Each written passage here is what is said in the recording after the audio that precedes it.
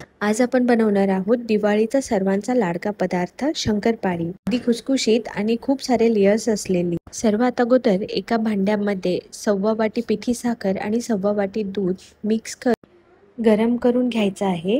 ज्या वाटीने दूध आणि पिठी साखर घेतलं होतं त्या सेम वाटीने 4 कप मैदा घ्यायचा आहे। मैदा हा चाळून घेतलेला आहे। त्यामध्ये पाऊण वाटी गरम केलेले तूप आणि चिमूटभर मीठ घालून एकजीव करून घ्यायचं आहे।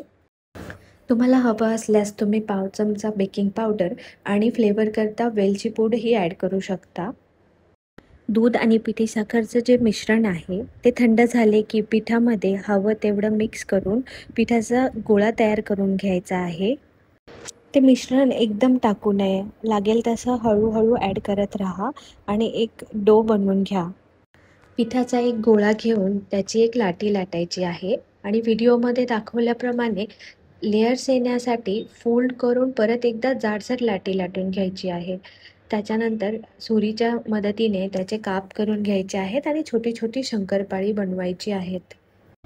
कढईमध्ये तेल गरम करण्यासाठी ठेवायचं आहे।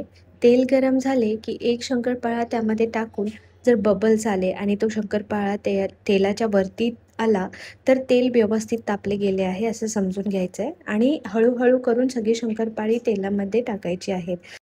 मीडियम फ्लेमवर शंकरपाळी गोल्डन होईपर्यंत तळून घ्यायची आहेत। व्हिडिओमध्ये सांगितल्याप्रमाणे योग्य प्रमाणात तुम्ही जर ही शंकरपाळी ट्राय केलीत तर नक्कीच बिस्किटप्रमाणे खुसखुशीत शंकरपाळी बनतील। रेसिपी नक्की ट्राय करा आणि माझ्या चॅनलला सबस्क्राईब करायला विसरू नका।